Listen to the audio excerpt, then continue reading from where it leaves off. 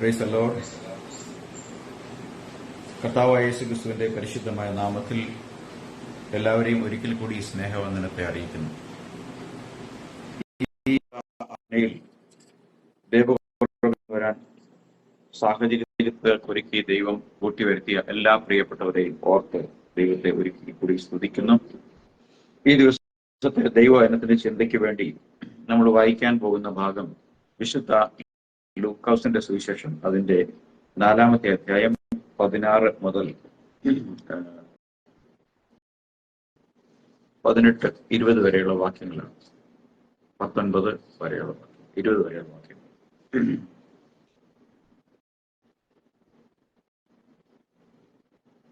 ലൂക്കോസ് 4:16 മുതൽ 20 വരെയുള്ള. അവൻ വളർന്ന നസ്രത്തിൽ വന്നു.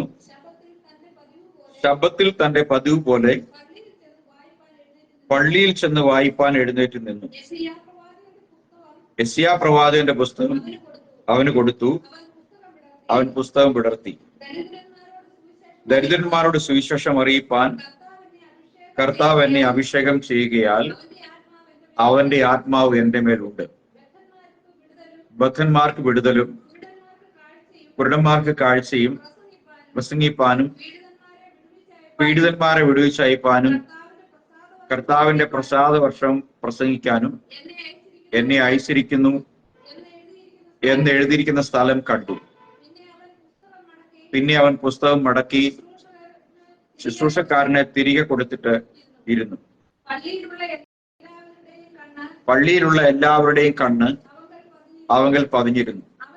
അവൻ അവരോട്, ഇന്ന് നിങ്ങൾ എന്റെ വചനം കേൾക്കയിൽ ഈ തിരുവഴുത്തിന് നിവർത്തി വന്നിരിക്കുന്നു എന്ന് പറഞ്ഞു തുടങ്ങി. Price the Lord. കർത്താവിന്റെ പരിശുദ്ധമായ നാമം വാഴ്ത്തപ്പെടുമാറാകട്ടെ. നമ്മുടെ കർത്താവായ യേശുക്രിസ്തുവിന്റെ രഹസ്യ ജീവിതത്തിന് ശേഷം, അല്ലെങ്കിൽ 12 വയസ്സിന് ശേഷം, പിന്നീട് കർത്താവ് നസ്രത്തിൽ മാതാപിതാക്കൾക്ക് കീഴടങ്ങി അവിടെ ഉണ്ടായിരുന്നു എന്ന് തെളിയിക്കുന്ന ഒരു വേദഭാഗം കൂടിയാണ് 4:16 വാക്യം. 16 വാക്യത്തിൽ പതിവ് പോലെ അവൻ ദേവാലയത്തിൽ വന്ന് ശബ്ബത്തിൽ പള്ളിയിൽ വന്ന് ശുശ്രൂഷ അല്ലെങ്കിൽ ആരാധനയ്ക്ക് വന്നിരുന്നു എന്നാണ് അവിടെ പതിവ് പോലെ എന്നുള്ള പദം ഉപയോഗിച്ചതിൽ നിന്ന് മനസ്സിലാക്കുന്നത്. എന്നാൽ നമ്മളിന്ന് സംസാരിക്കാൻ പോകുന്ന വിഷയം അതല്ല. തുടർന്നുള്ള വാക്യത്തിൽ നമ്മൾ വായിച്ചത്, കർത്താവിന്റെ യഹോവയുടെ പ്രസാദ വർഷം പ്രസംഗിപ്പാൻ യഹോവയുടെ ആത്മാവ് എന്റെ മേലുണ്ട്, എന്നെ അയച്ചിരിക്കുന്നു എന്ന് താൻ വായിച്ചിട്ട് ആ പുസ്തകം അടച്ച് ശുശ്രൂഷക്കാരനെ തിരികെ ഏൽപ്പിച്ചു എന്ന് നാം വായിക്കുന്നു. ഇന്ന് എൻ്റെ പ്രസംഗത്തിന്റെ വിഷയം യഹോവയുടെ പ്രസാദ വർഷവും യഹോവയുടെ പ്രതികാര ദിവസവും എന്നുള്ളതാണ്. Price the Lord. നമുക്കറിയാം, നമ്മളവിടെ കുറിവാക്യത്തിൽ വായിക്കുമ്പോൾ തന്നെ ഒരു കാര്യം വളരെ വ്യക്തമായി അവിടെ രേഖപ്പെടുത്തിയിട്ടുണ്ട്. അതിങ്ങനെയാണ്: യെശയ്യാ പ്രവാചകന്റെ പുസ്തകം അവന് വായിപ്പാൻ കൊടുത്തു എന്നാണ്. അപ്പൊ നമുക്ക് യെശയ്യാ പ്രവാചകന്റെ പുസ്തകം ഒന്ന് വായിക്കാൻ വേണ്ടി അതിന്റെ 61-ാമത്തെ അധ്യായം നമുക്ക് അതിൽ നിന്നും നമുക്ക് ആ ഭാഗം ഒന്ന് വായിക്കാം. യെശയ്യാവ് 61-ാമത്തെ അധ്യായം 1-2 വാക്യങ്ങൾ. എളിയവരോട് സദ്വർത്തമാനം ഘോഷിപ്പാൻ യഹോവ എന്നെ അഭിഷേകം ചെയ്തിരിക്കൊണ്ട് യഹോവയായ കർത്താവിന്റെ ആത്മാവ് എന്റെ മേലിരിക്കുന്നു. ഹൃദയം തകർന്നവരെ മുറിവ് കെട്ടുവാനും തടവുകാർക്ക് വിടുതലും ബദ്ധന്മാർക്ക് സ്വാതന്ത്ര്യവും അറിയിപ്പാനും യഹോവയുടെ പ്രസാദ വർഷവും നമ്മുടെ ദൈവത്തിന്റെ പ്രതികാര ദിവസവും പ്രസിദ്ധമാക്കുവാനും ദുഃഖിതന്മാരെയൊക്കെ ആശ്വസിപ്പാനും സിയോനിലെ ദുഃഖിതന്മാർക്ക് വെണ്ണീറിന് പകരം അലങ്കാരമാലയും ദുഃഖത്തിന് പകരം ആനന്ദതൈലവും വിഷണ്ട മനസ്സിന് പകരം സ്തുതി എന്ന മേലാടയും കൊടുപ്പാനും അവൻ എന്നെ അയച്ചിരിക്കുന്നു. മതി. അപ്പോ യെശയ്യാ പ്രവാചകന്റെ പുസ്തകം വായിക്കാൻ കൊടുത്തപ്പോൾ കർത്താവ് അവിടെ വായിക്കുമ്പോ യഹോവയുടെ പ്രസാദ വർഷവും പ്രസംഗിക്കാനും എന്നെ അയച്ചിരിക്കുന്നു എന്ന ഭാഗം വന്നപ്പോൾ യേശു ക്രിസ്തു അവിടെ വെച്ച് നിർത്തി. തുടർന്നുള്ള ഭാഗങ്ങൾ വായിച്ചില്ല. അപ്പോ ദൈവത്തിന്റെ വചനത്തിൽ നമ്മൾ മനസ്സിലാക്കേണ്ടുന്ന ഒരു കാര്യം 2 തിമോത്തി അതിന്റെ 2:15 നാം ഇങ്ങനെ വായിക്കുന്നത്, സത്യവചനത്തെ യഥാർത്ഥമായി പ്രസംഗിച്ചുകൊണ്ട് ലജ്ജിപ്പാൻ സംഗതിയില്ലാത്ത വേലക്കാരനായി ദൈവത്തിന് കൊള്ളാവുന്നവനായി നിൽപ്പാൻ ശ്രമിക്കുക എന്നൊരു വാക്യം നമ്മൾ പുതിയ നിയമം 2 തിമോത്തി 2:15 നാം വായിക്കുന്നു. എന്താണ് ഇവിടെ നമ്മൾ അങ്ങനെ മലയാളത്തിൽ വായിക്കുന്നെങ്കിലും ഇംഗ്ലീഷിൽ അങ്ങനെയല്ല എഴുതിയിരിക്കുന്നത്. Do your best to present yourself to God as one approved, a worker who does not need to be ashamed and who correctly handles to word of truth. KJV-യിലേക്ക് വരുമ്പോൾ rightly dividing the word of truth എന്നാണ്. NLT-യിലേക്ക് വരുമ്പോൾ correctly explain the word of the truth എന്നാണ്. അപ്പം അതിന്റെ അർത്ഥം ദൈവത്തിന്റെ വചനത്തെ correct ആയിട്ട് സ്പ്ലിറ്റ് ചെയ്ത് പഠിക്കണം. അപ്പം ഒരിടത്ത് വള്ളിയോ പുള്ളിയോ ഉണ്ടെങ്കിൽ, ഫുൾ സ്റ്റോപ്പ് ഉണ്ടെങ്കിൽ, അവിടെ നമ്മൾ അത് മനസ്സിലാക്കി അവിടെ അതിന് വേണം പഠിക്കാൻ. ബൈബിളിൽ എഴുതിയിട്ടുള്ള ഒരു വാക്യങ്ങൾക്കും ഇണവാക്യം ഇല്ലാത്തതില്ല എന്നാണ് യെശയ്യാ 34:16 നാം വായിക്കുന്നത്. അവിടെ നാം വായിക്കുന്നത്, യഹോവയുടെ പുസ്തകത്തിൽ അന്വേഷിച്ച് വായിപ്പിൻ, അവയിൽ ഒന്നും കാണാതിരിക്കത്തില്ല, ഒന്നിനും വീണ ഇല്ലാതെ ഇരിക്കത്തില്ല. യഹോവയുടെ വായല്ലോ അത് കൽപ്പിച്ച് അവന്റെ ആത്മാവ് എത്ര അതിനെ കൂട്ടി വരുത്തിയത്. അപ്പം നാം വായിക്കുന്ന ഈ വിശുദ്ധ വേദപുസ്തകം, ഈ 66 വേദപുസ്തകം പ്രപഞ്ച സൃഷ്ടി മുതൽ പുതിയ ആകാശവും പുതിയ ഭൂമിയും പൂർവ്വ നിത്യത മുതൽ അനന്ത നിത്യത വരെയും ഈ ഭൂമിയിൽ മനുഷ്യരോടുള്ള ബന്ധത്തിൽ സംഭവിക്കേണ്ടുന്ന മുഴുവൻ കാര്യങ്ങളും ആലേഖനം ചെയ്യപ്പെട്ട സമ്പൂർണമായ ദൈവവചനമാണ്. Price the Lord. ഇതിനകത്ത് എന്തെങ്കിലും കൂട്ടുകയോ കുറയ്ക്കുകയോ ചെയ്യാൻ യാതൊരു മനുഷ്യനും ദൈവം അധികാരം കൊടുത്തിട്ടില്ല. കാരണം ഇതിനാൽ തന്നെ സമ്പൂർണമാണ്. ഇതിൽ എന്തെങ്കിലും ദൈവം പറയുകയാണ്, ഇതിലൊന്നും ഇല്ലാത്തതൊന്നും എവിടെയില്ല, ലോകത്തിൽ എവിടെയും എന്തെങ്കിലും ഉണ്ടെങ്കിൽ അതെല്ലാം ഈ പുസ്തകത്തിൽ ഉണ്ട്. ലോകത്തിൽ ഇനി സംഭവിച്ചു കഴിഞ്ഞതും നമ്മുടെ കൺമുമ്പിൽ സംഭവിച്ചുകൊണ്ടിരിക്കുന്നതും നാം ഇത് സംസാരിക്കുമ്പോൾ നിറവേറ്റപ്പെട്ടുകൊണ്ടിരിക്കുന്ന കാര്യങ്ങളും ഇനി നിവർത്തിക്കാനുള്ള കാര്യങ്ങളും പൂർണ്ണമായും ഈ വേദഗ്രന്ഥത്തിലുണ്ട്. അതുകൊണ്ട് തന്നെയാണ് 34:16 പറയുന്നത്, യഹോവയുടെ പുസ്തകത്തിൽ അന്വേഷിച്ച് വായിപ്പിൻ. ഇപ്പൊ യഹോവയുടെ പുസ്തകം എന്ന് പറഞ്ഞാൽ ദൈവത്തിന്റെ പുസ്തകം, the book of the Lord എന്നാണ് ഇംഗ്ലീഷിൽ വായിക്കുന്നത്. LORD ലോർഡ്, ദൈവത്തിന്റെ പുസ്തകമാണ്. അപ്പൊ ഇത് ദൈവത്തിന്റെ പുസ്തകമായതുകൊണ്ട് ഈ ബൈബിൾ ക്രിസ്ത്യാനികളുടെ പുസ്തകമല്ല. ആണോ? അല്ല. ഈ പുസ്തകം ഏതെങ്കിലും ഒരു മതത്തിന്റെ പുസ്തകമല്ല. ഈ പുസ്തകം എല്ലാം ഉണ്ടാക്കിയ ഒരേ ഒരു ദൈവത്തിന്റെ പുസ്തകം. ആരെങ്കിലും ഈ പുസ്തകം എടുത്ത് ആ പുസ്തകത്തിന്റെ വഴിയിൽ നടക്കാൻ തുടങ്ങിയാൽ ഇത് അവന്റെ പുസ്തകമാകും. ഇത് ദൈവം അവനെ കൊടുത്ത വാഗ്ദത്തങ്ങളുടെ പുസ്തകമാകും. Praise the Lord.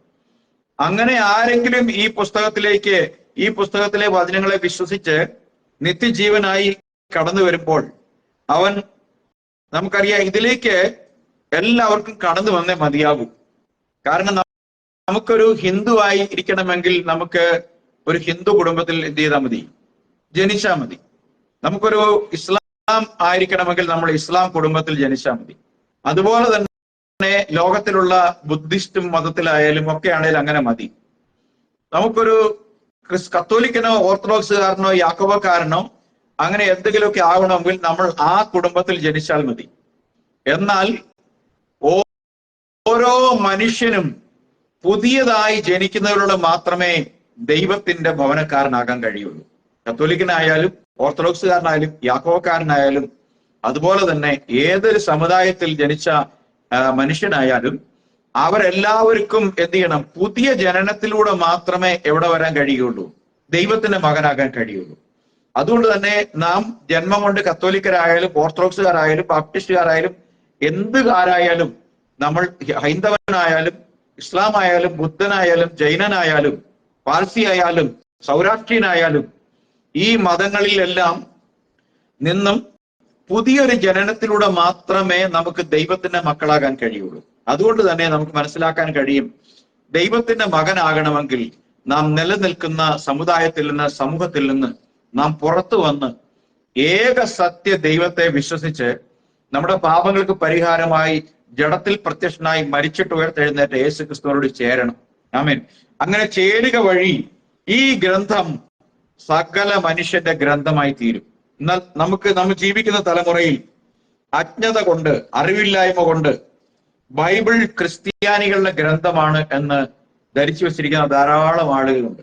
കത്തോലിക്ക പോലുള്ള ക്രിസ്തീയ മതസമൂഹങ്ങളിലുള്ളവരും വിചാരിക്കുന്നത് എല്ലാ ദൈവങ്ങളും ഉണ്ട്, പലരും പല പേരിട്ട് വിളിക്കുന്നു എന്നുള്ളതാണ്. എന്നാൽ അങ്ങനെയല്ല. ആർക്കെങ്കിലും ദൈവത്തിന്റെ മകനാകണമെങ്കിൽ ഒരു പുതിയ ജനനത്തിലൂടെ മാത്രമേ ദൈവത്തിന്റെ മകനാകാൻ കഴിയൂ എന്നാണ് വിശുദ്ധ വേദഗ്രന്ഥം നമ്മെ പഠിപ്പിക്കുന്നത്. അതുകൊണ്ട് തന്നെ ഇതിലേക്ക് ആരെല്ലാം കടന്നു വരുന്നുവോ ഇത് അവരുടെ ദൈവമാകുന്നു, ഇത് അവരുടെ ഗ്രന്ഥമാകുന്നു, ഇത് അവരുടെ വഴികാട്ടിയാകുന്നു. Price the Lord. അപ്പോ ദൈവത്തിന്റെ വചനത്തെ നാം പഠിക്കേണ്ട വിധത്തെ കുറിച്ച് പറയുമ്പോൾ ദൈവത്തിന്റെ വചനത്തെ കറക്റ്റായിട്ട് ഭാഗിച്ചു പഠിക്കണം എന്നാ പറഞ്ഞു. എന്ന് വെച്ചാൽ ഇത് ജീവന്റെ അപ്പമാണ്. ഇതിന് ഓരോ ടൈം ലൈൻ ഉണ്ട്. ഇതിൽ എഴുതിയിട്ടുള്ള ഓരോ കാര്യങ്ങൾക്കും ഒരു ടൈം ലൈൻ ഉണ്ട്. ആ ഒരു ടൈം ലൈൻ ഉള്ളപ്പോൾ തന്നെ ഇതിന് ഫുൾഫിൽമെന്റും മൾട്ടിപ്പിൾ ഫുൾഫിൽമെന്റും ഉണ്ട്. ഇമ്മീഡിയറ്റ് കോണ്ടെക്സ്റ്റിൽ സംഭവിക്കേണ്ടതുണ്ട്, കുറച്ച് ദൂരത്ത് സംഭവിക്കേണ്ട കാര്യമുണ്ട്, സ്പിരിച്വലി സംഭവിക്കേണ്ട കാര്യങ്ങളുണ്ട്. അങ്ങനെ ഒരു പ്രോഫസിയുടെ അല്ലെങ്കിൽ ഒരു തിരുവെഴുത്തിന് മൾട്ടിപ്പിൾ ഫുൾഫിൽമെന്റ് ആണ് ദൈവവചനത്തിൽ പറയുന്നത്. ഒരു കാര്യം ഒരിടത്ത് സംഭവിക്കുന്നത് കൊണ്ട് അതിന്റെ പരിപൂർണതയാകുന്നില്ല, അതിന് പല ആവർത്തിയുള്ള നിവർത്തികളുണ്ട്. നാം വായിച്ച വചനത്തിലേക്ക് വരുമ്പോ യേശു ക്രിസ്തു ദേവാലയത്തിൽ ചെന്ന് പതിവ് പോലെ ആരാധനയ്ക്ക് എഴുന്നേറ്റ് നിന്നപ്പോൾ യെശയ്യാ പ്രവാചകന്റെ പുസ്തകം അവന് കൊടുത്തു എന്നാണ് വായിച്ചത്. ആ പുസ്തകം കൊടുത്തപ്പോൾ യേശു ക്രിസ്തു അവിടെ എന്ത് പറഞ്ഞിട്ട് അവസാനിപ്പിച്ചു? കർത്താവിന്റെ പ്രസാദ വർഷവും എന്ന് വായിക്കാം 4:18.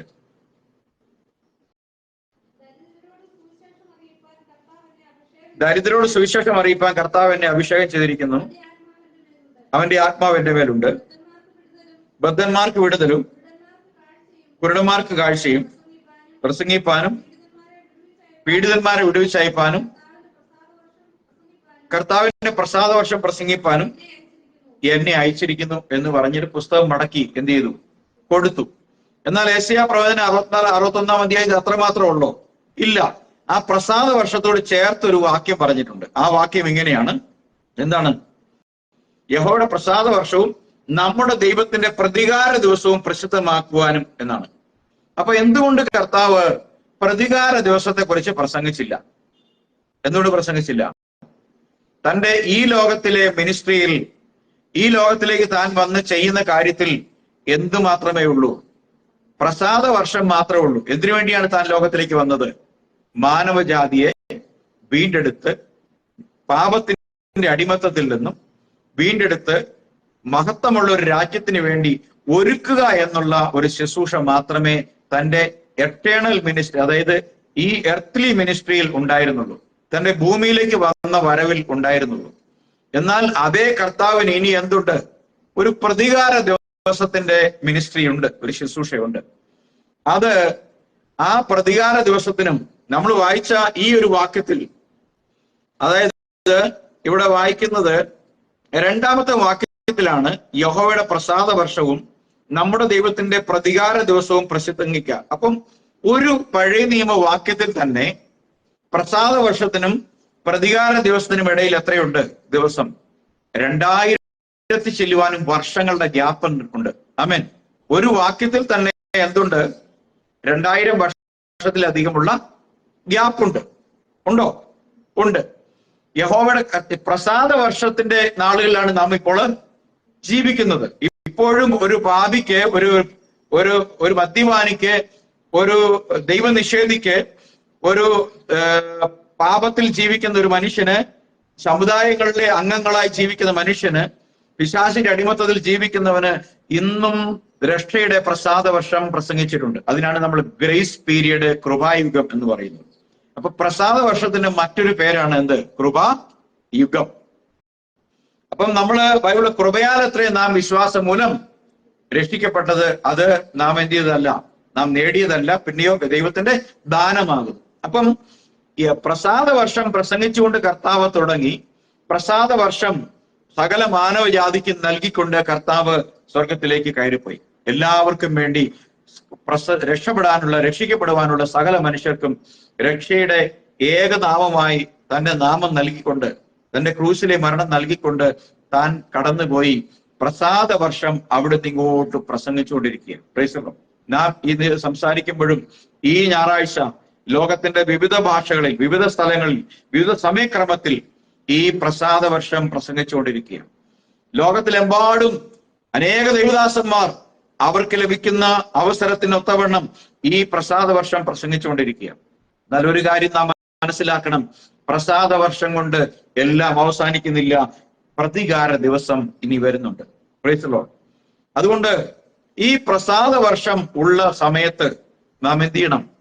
നാം ആ പ്രസാദ വർഷത്തിന് കീഴിലേക്ക് വന്ന് രക്ഷ പ്രാപിക്കണം. ഈ പ്രസാദ വർഷം എന്നവസാനിക്കും? പ്രസാദ വർഷം കർത്താവായ യേശു ക്രിസ്തുവിന്റെ ഹല്ലേലൂയ മധ്യാകാശ എടുത്തുകൊള്ളപ്പെടലിന്റെ ശേഷം ഉടനെ തന്നെ പ്രതികാര ദിവസം ആരംഭിക്കും. Price the Lord. അപ്പോ ദൈവത്തെ അനുസരിക്കാത്തവർക്ക് പ്രതികാരം കൊടുക്കുന്ന ഒരു നാൾ വരുന്നുണ്ടെന്ന് പൗലോസ് അപ്പോസ്തലനും പറയുന്നുണ്ട്. Price the Lord. യെശയ്യാ പ്രവാചകന്റെ പുസ്തകം 34 അധ്യായം 6 മുതൽ 8 വരെയുള്ള വാക്യം നാം വായിക്കുമ്പോൾ അവിടെ നാം ഇങ്ങനെ വായിക്കുന്നു: യഹോവയുടെ വാൾ രക്തം പുരണ്ടും കൊഴുപ്പ് പൊതിഞ്ഞും ഇരിക്കുന്നു. കുഞ്ഞാടുകളുടെയും കോലാടുകളുടെയും രക്തം കൊണ്ടും മൂത്രപിണ്ഡങ്ങളുടെ കൊഴുപ്പ് കൊണ്ടും തന്നെ യഹോവയ്ക്ക് ബൊസ്രയിൽ ഒരു യാഗവും ഏദോം ദേശത്ത് ഒരു മഹാസംഹാരവുമുണ്ട്. അവയോടുകൂടെ കാട്ടുപോത്തുകളും കാളകളോടുകൂടെ മൂരികളും വീഴും. അവരുടെ ദേശം രക്തം കുടിച്ച് ലഹരി പിടിച്ചിരിക്കും. അവരുടെ നിലം കൊഴുപ്പ് കൊണ്ട് നിറഞ്ഞിരിക്കും. അത് യഹോവ പ്രതികാരം നടത്തുന്ന ദിവസവും സിയോന്റെ വ്യവഹാരത്തിൽ പ്രതികാരം കൊടുക്കുന്ന സംവത്സരവുമാകുന്നു. ഇവിടെ പറയുന്ന ആടുകളും പോത്തുകളും ഒന്നും ലിറ്ററൽ ആയിട്ടുള്ള ആടുകളും പോത്തുകളും അല്ല. കാരണം ബലികൾ മുഴുവൻ നടന്നിരുന്നത് മൃഗബലികളാണ്. എന്നാൽ ഇനി മനുഷ്യന്റെ രക്തം കൊണ്ട് ആ ഇസ്രായേൽ പ്രവിശ്യ മുഴുവൻ രക്തപങ്കിലമാകുന്ന, മനുഷ്യന്റെ മാംസത്തിലെ കൊഴുപ്പുകൾ കൊണ്ട് രക്തപങ്കിലമാകുന്ന ഒരു ദിവസം വരും. അതുകൊണ്ടാണ് വായിച്ചത് അത് യഹോവയുടെ പ്രതികാരം നടത്തുന്ന ദിവസവും. കർത്താവ് പ്രതികാരം നടത്താൻ വേണ്ടി ആ നാട്ടിലുള്ള മൃഗങ്ങളെ കൊല്ലുമെന്നാണോ മനുഷ്യൻ മനസ്സിലാക്കേണ്ടത്? അല്ല. പ്രതികാരം ആരോടാ ചെയ്യാൻ പോകുന്നത്? മൃഗങ്ങളോടാണ്. ദൈവനിഷേധികളോടാണ്. അപ്പൊ പ്രതികാരം നടത്താൻ പോകുന്നത് ഇസ്രായേൽ അല്ലെങ്കിൽ ആ സൗത്ത് ഏഷ്യ ഭാഗത്ത് ആണ്. സൗത്ത് ഏഷ്യ ആണോ അത് സ്ഥലത്തിന് വരുന്ന തെക്കേ ഏഷ്യ ആണ്? അല്ല, ആ ഇസ്രായേൽ പ്രദേശത്തിന് എന്നൊരു ഏർപ്പാട് പറയുമല്ലോ, ഇസ്രായേൽ പ്രവിശ്യ എന്ന് നമുക്ക് പറയാം. അപ്പം അവിടെ കർത്താവ് പ്രതികാരം നടത്തുന്ന ആ ദിവസവും സിയോന്റെ വ്യവഹാരത്തിൽ പ്രതികാരം കൊടുക്കുന്ന സംവത്സരവുമാകുന്നു. ഇംഗ്ലീഷിൽ ഇങ്ങനെ, for it is the day of the Lord's vengeance. യഹോവയുടെ പ്രതികാരത്തിന്റെ ദിവസമാണ്. And the year of recompenses of controversy of Zion എന്നാ പറയുന്നത്. അപ്പം അത് അവിടെയുള്ള നീതിമാന്മാർക്ക് ദൈവം രക്ഷയും കൊടുക്കുന്ന ദിവസമാണ്. നമുക്കത് വായിക്കുമ്പോൾ നമുക്ക് കാണാൻ കഴിയുന്നത് വെളിപ്പാട് പുസ്തകം 7-ാമത്തെ അധ്യായം. നമുക്ക് അവിടെ കർത്താവ് 1,44,000 ആളുകൾക്ക് രക്ഷാ പ്രദാനം ചെയ്യുന്നത് നമുക്ക് കാണാൻ സാധിക്കും. ഞാനിന്ന് കൃപായുഗത്തെ കുറിച്ച് അധികമായി സംസാരിക്കാൻ പോകുന്നില്ല, കാരണം നാം കൃപായുഗത്തിലാണ് ജീവിക്കുന്നത്. എങ്കിലും സോഷ്യൽ മീഡിയയിൽ ഞങ്ങളെ കേൾക്കുന്നവരോട് ഞങ്ങൾക്ക് പറയുവാനുള്ളത്, കർത്താവിന്റെ കൃപയുടെ ദിവസങ്ങൾ അവസാനിക്കും മുമ്പ് നിങ്ങൾ മാനസാന്തരപ്പെടുക, സുവിശേഷത്തിൽ വിശ്വസിക്കുക, നിങ്ങളുടെ പാപങ്ങൾ കർത്താവ് യേശു ക്രിസ്തുവിനോട് ഏറ്റുപറയുക, അവന്റെ നാമം വിളിച്ച് പ്രാർത്ഥിച്ച് സ്നാനമേറ്റ് പാപങ്ങളെ കഴുകിക്കളയുക, ദൈവത്തിന്റെ രാജ്യത്തിൽ പുത്രിയും പുത്രനുമായി ജനിക്കുക. ഇങ്ങനെ ചെയ്താൽ ഈ പ്രതികാര ദിനത്തിലേക്ക് പോകേണ്ടി വരികയില്ല. Price the Lord. അതുകൊണ്ട് ഞാൻ അത്രയും ഭാഗം സംസാരിച്ചിട്ട് അവിടെ വിടുകയാണ്. നമുക്ക് യോവേൽ പ്രവചന പുസ്തകം 2-ാം അധ്യായം അതിന്റെ 28 മുതൽ 32 വരെയുള്ള വാക്യങ്ങൾ വായിക്കാം. യോവേൽ പ്രവചനം 2-ാം അധ്യായം 28 മുതൽ 32 വരെയുള്ള വാക്യങ്ങൾ.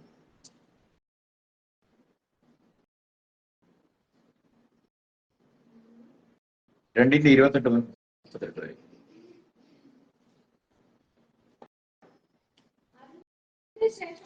അതിന്റെ ശേഷമോ ഞാൻ സകല ജഡത്തിന്റെ മേലും എന്റെ ആത്മാവിനെ പകരും. നിങ്ങളുടെ പുത്രന്മാരും പുത്രിമാരും പ്രവചിക്കും. നിങ്ങളുടെ വൃദ്ധന്മാർ സ്വപ്നങ്ങളെ കാണും. നിങ്ങളുടെ യൗവനക്കാർ ദർശനങ്ങളെ ദർശിക്കും. ദാസന്മാരുടെ മേലും ദാസിമാരുടെ മേലും കൂടെ ഞാൻ ആ നാളുകളിൽ എന്റെ ആത്മാവിനെ പകരും. ഞാൻ ആകാശത്തിലും ഭൂമിയിലും അത്ഭുതങ്ങളെ കാണിക്കും. രക്തവും തീയും പുകത്തൂണും തന്നെ. യഹോവയുടെ വലുതും ഭയങ്കരമായ ദിവസം വരും മുമ്പേ സൂര്യൻ ഇരുളായും ചന്ദ്രൻ രക്തമായും മാറിപ്പോകും.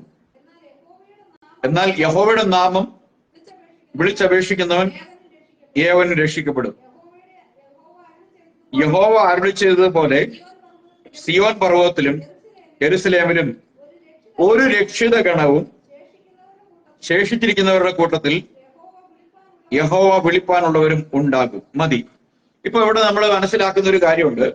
2:28 വാക്യത്തിൽ പറയുന്ന കാര്യങ്ങൾ സംഭവിച്ചു കഴിഞ്ഞ കാര്യങ്ങളാണ്. അത് സംഭവിച്ചോ ഇല്ലയോ എന്ന് അറിയണമെങ്കിൽ അപ്പോസ്തല പ്രവൃത്തി 2-ാം അധ്യായം 17-ാമത്തെ വാക്യം നാം വായിക്കണം.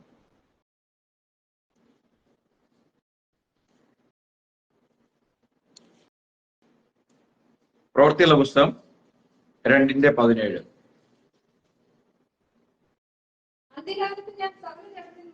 അന്ത്യകാലത്ത് ഞാൻ സകല ജഡത്തിന്റെ മേലും എന്റെ ആത്മാവിനെ പകരും.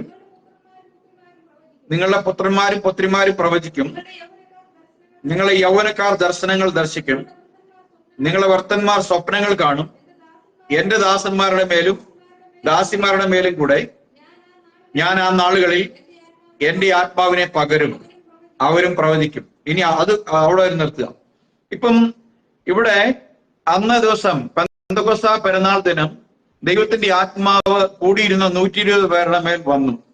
യെരൂശലേമിൽ ആകെ കൊടിയ കാറ്റ് അടിച്ച് ഉള്ള കാറ്റിന്റെ മുഴക്കം ആര് കേട്ടു? യെരൂശലേമിൽ പതിവ് പോലെ എല്ലാ വർഷവും തിരുനാൾ ആഘോഷത്തിന് വരുന്ന സകല ഭാഷകളിലുമുള്ള യഹൂദ മതാനുസാരികളും യഹൂദന്മാരും ഇത് കേട്ട് അവര് മുൻ വർഷങ്ങളിൽ ഒന്നും വരുമ്പോൾ സംഭവിച്ചിട്ടില്ലാത്ത ചില കാര്യങ്ങൾ അപ്പോൾ സംഭവിച്ചു. കാരണം അതെന്നായിരുന്നു? ആ ദിവസം യേശുക്രിസ്തുവിന്റെ മരണത്തിന്റെ 50-ാം ദിവസമായിരുന്നു. Price the Lord. പഴയ നിയമത്തിൽ ജൂബിലി ഇയർ എന്ന് പറയും. അപ്പൊ ആ 50-ാം ദിവസം ആ ദിവസം വിടുതലിന്റെ ദിവസം ആരംഭിക്കുക. Price the Lord. സകല ബദ്ധന്മാരെയും വിടുവിക്കുവാനുള്ള പ്രൊക്ലമേഷൻ ആരംഭിക്കുക. ഇംഗ്ലീഷിൽ നമ്മൾ വായിക്കുമ്പോ നമ്മള് ഈ യെശയ്യാവ് നമ്മൾ വായിച്ച ആ വാക്യത്തിലേക്ക് പോയിട്ട് യെശയ്യാവ് 61:2 to proclaim the acceptable year of the Lord എന്നാ പറയുന്നത്. അപ്പൊ യഹോവയുടെ പ്രസാദ വർഷത്തിന്റെ പ്രൊക്ലമേഷൻ എന്ന് വെച്ചാൽ പ്രഖ്യാപനം. ഇപ്പൊ പത്രോസ് ഇപ്പൊ എന്ത് ചെയ്യുകയാണ്? പത്രോസ് യഹോവയുടെ പ്രസാദ വർഷത്തെ എന്ത് ചെയ്യുക? പ്രൊക്ലെയിം ചെയ്യുക, പ്രഖ്യാപിക്കുക. കാൽവരി ക്രൂശിൽ യേശു ക്രിസ്തുവിന്റെ മരണ നിമിത്തം വിശ്വസിക്കുന്ന ഏവർക്കും രക്ഷയുണ്ട്, പാപമോചനമുണ്ട്, നിത്യജീവനുണ്ട്. വിശ്വസിച്ച് സ്നാനമേറ്റ് പാപങ്ങളെ കഴുകിക്കളഞ്ഞ് ദൈവവചനത്തിന്റെ കൂട്ടായ്മയിൽ നടന്നാൽ നിങ്ങൾക്ക് ശിക്ഷാവിധിയില്ല. റോമർ 8:1 പറയാണ്, ആകയാൽ ഇപ്പോൾ ക്രിസ്തുയേശുവിലുള്ളവർക്ക് യാതൊരു ശിക്ഷാവിധിയുമില്ല. ക്രിസ്തുയേശുവിലുള്ള ജീവന്റെ പ്രമാണം നിന്നെ പാപത്തിന്റെ അടിമത്തത്തിൽ എന്നേക്കുമായി സ്വാതന്ത്ര്യം വരുത്തി. അപ്പം നാം ഇന്ന് ഈ 2000 വർഷം പിന്നിടുമ്പോഴും ഈ പ്രൊക്ലമേഷൻ കണ്ടിന്യൂ ചെയ്യുക. ദൈവം കൃപയാൽ ചില ആളുകൾ കൂടി ഇനി രക്ഷ സ്വീകരിക്കാനുള്ളത് കൊണ്ട് ദൈവം അത് കണ്ടിന്യൂ ചെയ്തുകൊണ്ടിരിക്കുക. പക്ഷെ ഏതൊരു നിമിഷത്തിലും എന്ത് സംഭവിക്കാം? ഈ കൃപയുടെ കാല അവസാനിക്കാം. Any moment. ഇപ്പൊ നമ്മൾ ഇത് പ്രസംഗിക്കുന്ന ഈ നിമിഷവും സംഭവിക്കാം. ഇത് സംഭവിക്കുമ്പോൾ ഒരു കാര്യം ഞാൻ പറയാം, ചില സ്ഥലങ്ങളിൽ മീറ്റിംഗ് ആയിരിക്കും, ചില സ്ഥലത്ത് ദൈവം പ്രസംഗിക്കുന്നതായിരിക്കും ദേവദാസന്മാർ കാണാതാകുന്നത്. അതുകൊണ്ട് ലോകത്തിലെമ്പാടും ഇത് പ്രസംഗിച്ചുകൊണ്ടിരിക്കുമ്പോൾ അതുകൊണ്ട് ചില ആളുകൾ പ്രസംഗത്തിന്റെ നടുവിൽ, കൂട്ടായ്മയുടെ നടുവിൽ, ആരാധനയുടെ നടുവിൽ നിന്ന് എടുത്തുകൊള്ളപ്പെടും. ചിലർ ഉറക്കത്തിൽ നിന്ന് എടുത്തുകൊള്ളപ്പെടും, ചിലർ വയലിൽ പണിയെടുക്കുന്നത് എടുത്തുകൊള്ളപ്പെടും, ചിലർ വീട്ടു ജോലികൾ ചെയ്യുന്നതിനിടയിൽ എടുത്തുകൊള്ളപ്പെടും, ചിലർ ദൈവവചനം വായിക്കുന്നതിനിടയിൽ, ചിലർ ആരാധനയെ കൂട്ടായ്മ ചെയ്യുമ്പോൾ, ചിലർ പാട്ടുപാടിക്കൊണ്ടിരിക്കുമ്പോൾ. ഹല്ലേലൂയ, കർത്താവ് നമ്മെ ഇവിടുന്ന് മാറ്റും. അപ്പോൾ ഇവിടെ ഈ അന്നത്തെ ആ ഇൻസിഡന്റ് കണ്ടപ്പോൾ, ആ അത്ഭുതങ്ങളും അടയാളങ്ങളും കണ്ടപ്പോൾ അവിടെയുള്ള ആളുകൾ ഇങ്ങനെ പറഞ്ഞു, എന്താണ്, അവർ ഇതെന്തായിരിക്കുമെന്ന് തമ്മിൽ തമ്മിൽ പറഞ്ഞ് ഇവർ പുതുവീഞ്ഞു കുടിച്ചിരിക്കുന്നു എന്ന് മറ്റു ചിലർ പരിഹസിച്ചും പറഞ്ഞു. എന്ത് കണ്ടിട്ട്? ഇവിടെ കൂടി വന്നവരുടെ മേൽ പരിശുദ്ധാത്മാവ് വന്നു. അവര് അനേക ഭാഷകളിൽ അവർ സംസാരിച്ചു, പ്രവചിച്ചു. അപ്പൊ ഇതെല്ലാം കണ്ടപ്പോൾ അവിടെ കൂടി വന്നിരുന്ന ആളുകൾക്ക് ഇതൊരു പുതിയ അനുഭവമാണ്. മാത്രമല്ല ഇത് കിട്ടിയവർക്കും അതെന്താണ്, ഒരു പുതിയ അനുഭവം, അന്നുവരെ ഉണ്ടാകാത്ത ഒരു അനുഭവമാണ്. അപ്പോൾ പത്രോസിന് കാര്യം മനസ്സിലായി. ഇതാര് പറഞ്ഞേക്കുന്നതാ? യോവേൽ പ്രവാചകൻ പറഞ്ഞിട്ടുള്ളതാണ്. എത്ര ഉടനെ പുസ്തകം റെഫർ ചെയ്തോ? ഇല്ല, അത് ദൈവത്തിന്റെ ആത്മാവ് കൊടുക്കുക എന്നാണ് പറയുന്നത്. അപ്പോൾ പത്രോസ് 11 പേരോട് എഴുന്നേറ്റുന്നുണ്ട്. അവരോട് പറഞ്ഞത്, യഹൂദ പുരുഷന്മാരും യെരൂശലേമിൽ പാർക്കുന്ന എല്ലാവരുമായുള്ളവരെ, ഇത് നിങ്ങൾ ശ്രദ്ധിച്ച്, ഇത് നിങ്ങൾ അറിഞ്ഞിരിക്കട്ടെ, എന്റെ വാക്ക് ശ്രദ്ധിച്ചു കൊള്ളുവിൻ. എത്ര ആധികാരികമായിട്ടാ പൗലോസ് പറയുന്നത്. ഒരു മുക്കുവൻ നാളിൽ വരെ പ്രസംഗിക്കാത്തവൻ പറയാണ്, എന്റെ വാക്ക് ശ്രദ്ധിച്ചു കൊള്ളുവിൻ. നിങ്ങൾ ഗ്രഹിക്കുന്ന പോലെ ഇവർ ലഹരി പിടിച്ചവരല്ല. അവരുടെ മനസ്സിലെ വിചാരങ്ങൾക്ക് ആർക്ക് മനസ്സിലായി? പത്രോസിന് മനസ്സിലായി.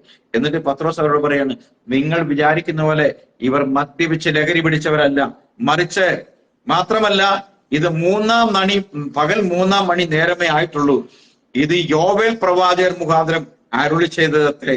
അതെന്തെന്നാൽ അന്ത്യകാലത്ത്, എന്ന് വെച്ചാൽ യേശു ക്രിസ്തുവിന്റെ മരണത്തിൽ തുടങ്ങി അന്ത്യകാലം തുടങ്ങി. അന്ത്യകാലം അവസാനിക്കുമ്പോൾ റാപ്ചർ നടക്കും, എടുത്തുകൊള്ളപ്പെടൽ നടക്കും. അപ്പോ ആ സമയത്ത് ഈ കാലഘട്ടത്തിൽ എന്ത് സംഭവിക്കും? ഞാൻ എൻ്റെ ആത്മാവിനെ പകരും. Price the Lord. അപ്പം യോവേൽ പ്രവചനത്തിന്റെ 2:28-ഉം 29-ഉം വാക്യത്തിലെ കാര്യങ്ങൾ സംഭവിച്ചു കഴിഞ്ഞു. ഇനി 30-ഉം 31, 32 വാക്യങ്ങൾ നമ്മൾ യോവേൽ പ്രവചനം വായിക്കുമ്പോൾ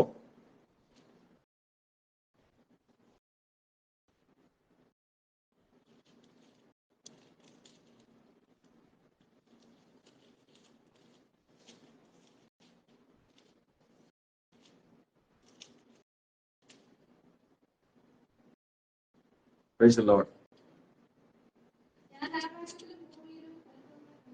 30. And I will shew wonders in the heavens and in the earth, blood and fire and pillars of smoke. The sun shall be turned into darkness and the moon into blood before the great and the terrible day of the Lord come. ഏത് ദിവസം വരുമ്പോഴാ? യഹോവയുടെ ഭീകരമായ, ഭയങ്കരമായ, വലുതായ ആ ദിവസം വരും. പ്രിയമുള്ളവരെ, ആ ദിവസത്തിന് വേണ്ടി കാക്കാൻ നിങ്ങൾ ഇരിക്കരുത്. Praise the Lord. അതിനോട് ചേർത്ത് നമുക്ക് മലാഖി പ്രവചന പുസ്തകം 4:5-6 വായിക്കാം. മലാഖി 4:5-6.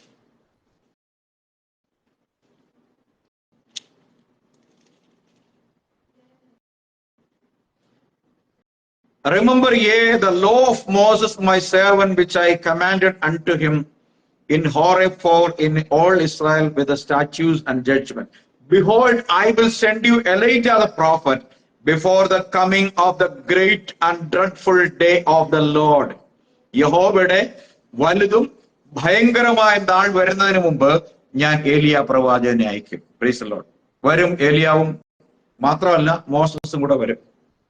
ഇതോട് ചേർത്ത് നമുക്ക് വെളിപ്പാട് പുസ്തകം 17-ാം അധ്യായം, വായിക്കണ്ട, 17-18 അധ്യായങ്ങളിൽ നടക്കുന്ന പുകയും, ഒരു നഗരമാകെ പുകഞ്ഞ് 1 മണിക്കൂർ കൊണ്ട് എന്തായിത്തീരും? ശാമ്പലായി തീരും. ഹല്ലേലൂയ. ഒരു വലിയ പട്ടണം, ദൈവനിഷേധത്തിന്റെ പട്ടണമായി ഇന്ന് പണിതുകൊണ്ടിരിക്കുന്ന ഒരു പട്ടണമുണ്ട്, നിയോം സിറ്റി. ആ സിറ്റി 1 മണിക്കൂർ കൊണ്ട് ശാമ്പലായി തീരും. 17-ാം അധ്യായത്തിലെ മഹാവേശിയും 18-ാം അധ്യായത്തിലെ പട്ടണവും 1 മണിക്കൂർ കൊണ്ട് ദൈവം ശാമ്പലാക്കി തീരും. Price the Lord. അപ്പം അതുകൊണ്ട് വെളിപ്പാട് പുസ്തകം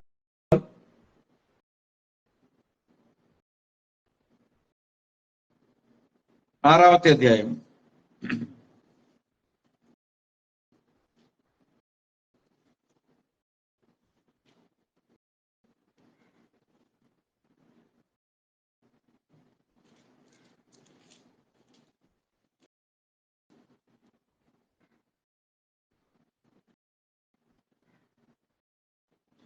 വെളിപ്പാട് പുസ്തകം 6-ാമത്തെ അധ്യായത്തിലേക്ക് വരുമ്പോ നമുക്ക് അവിടെ മഹോദ്രവ നാളുകൾ ആരംഭിക്കുന്നതിനെ കുറിച്ചാണ് നമ്മൾ വായിക്കുന്നത്.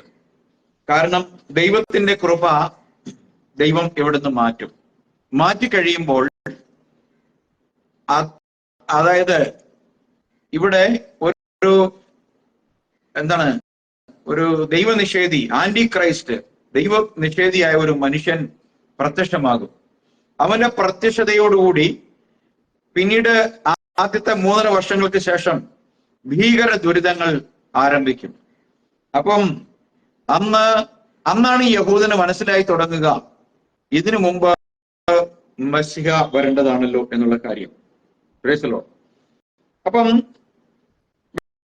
വെളിപ്പാടിന്റെ 7, 5, 8 വരെയുള്ള വാക്യത്തിലാണ് നമ്മൾ ഇവിടെ പറയുന്ന രക്ഷിത ഗണം.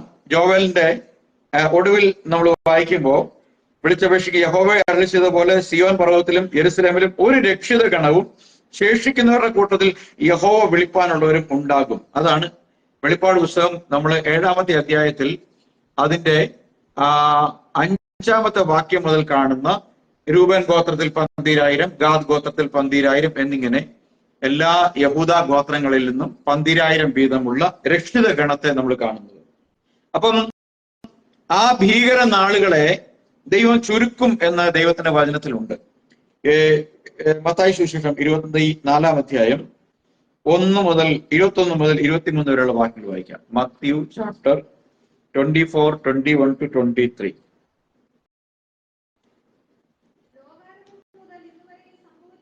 ലോകാരംഭം മുതൽ ഇന്ന് വരെ സംഭവിച്ചിട്ടില്ലാത്തതും ഇനിമേൽ സംഭവിക്കാത്തതുമായ വലിയ കഷ്ടം അന്നുണ്ടാകും. എന്നുണ്ടാകും?